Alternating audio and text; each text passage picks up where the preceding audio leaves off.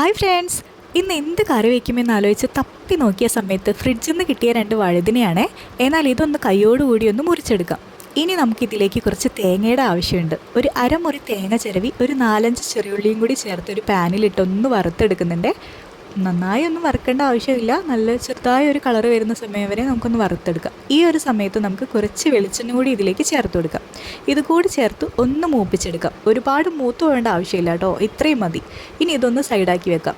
ഒരു ചീഞ്ചട്ടിയിലേക്ക് നമുക്ക് കുറച്ച് വെളിച്ചെണ്ണ ഒഴിച്ച് നമ്മൾ നേരത്തെ അരിഞ്ഞു വെച്ചിരിക്കുന്ന ആ വഴുതനെ ഒന്ന് നന്നായി ഒന്ന് മൂപ്പിച്ചെടുക്കാം. ഇനി ഈ ഒരു കളറായി വരുന്ന സമയത്ത് നമുക്കിതൊന്ന് കോരി മാറ്റാം. അതേ ചീഞ്ചട്ടിയിലേക്ക് തന്നെ ഞാൻ കുറച്ച് വെളിച്ചെണ്ണ കൂടി ചേർത്ത് കൊടുക്കുന്നുണ്ട്. അതിലേക്ക് ഒരു ടീസ്പൂൺ ജീരകം, നല്ല ജീരകം ചേർത്തൊന്ന് പൊട്ടിച്ചെടുക്കാം. അതിലേക്ക് ഒരു സവാള ചെറുതായി അരിഞ്ഞതും കൂടി ചേർത്ത് കൊടുക്കാവേ. ഇനി കുനുകുനാന്നരിഞ്ഞ വെളുത്തുള്ളിയും കൂടി ചേർത്ത് നന്നായൊന്ന് വഴറ്റിയെടുക്കാം. അതിലേക്ക് ഒരു തക്കാളി കൂടി അരിഞ്ഞ് ചേർത്ത് കൊടുക്കുന്നുണ്ട്. ഇതൊന്ന് വെന്ത് വരുന്ന സമയത്ത് നമുക്ക് പൊടികൾ ചേർത്ത് കൊടുക്കാം. മല്ലിപ്പൊടി, മുളക് പൊടി, മഞ്ഞൾപ്പൊടി. ഈ പൊടികളുടെ പച്ചമണം മാറുന്നത് വരെ ഒന്നുകൂടി ഒന്ന് വഴറ്റിയെടുത്ത് നമ്മൾ നേരത്തെ മാറ്റി വെച്ചിരിക്കുന്ന തേങ്ങ കുറച്ച് വെള്ളം ചേർത്തൊന്ന് അടിച്ചെടുത്ത് ഇതിലേക്കൊന്ന് ഒഴിച്ചു കൊടുക്കുന്നുണ്ട്.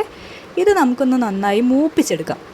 നല്ലൊരു കളറായി വരുന്ന സമയത്ത് നമുക്ക് ഇതിലേക്ക് കുറച്ച് പുളിവെള്ളം ചേർത്ത് കൊടുക്കാം. ഈ പുളിവെള്ളവും കൂടി ചേർത്ത് ഈ കറിക്ക് ഗ്രേവിക്ക് അനുസരിച്ചിട്ടുള്ള കുറച്ച് വെള്ളം കൂടി ചേർത്ത് കൊടുക്കുന്നുണ്ട്. ആവശ്യത്തിനുള്ള ഉപ്പ് കൂടി ചേർത്ത് നന്നായി ഒന്ന് തിളപ്പിച്ചതിന് ശേഷം കുറച്ച് കറിവേപ്പിലയും നമ്മൾ നേരത്തെ വറുത്ത് കോരി വെച്ചിരിക്കുന്ന വഴുതനങ്ങയും കൂടി ചേർത്ത് നന്നായി ഒന്ന് തിളപ്പിച്ചെടുക്കാം. അവസാനമായിട്ട് ഒരു ചെറിയ കഷ്ണം ശർക്കര കൂടി ചേർത്ത് കൊടുക്കുന്നുണ്ട്. ഇത് നന്നായി ഒന്ന് ഉടച്ചെടുത്ത് നമുക്ക് വിളമ്പാം. നല്ല ടേസ്റ്റാണേ.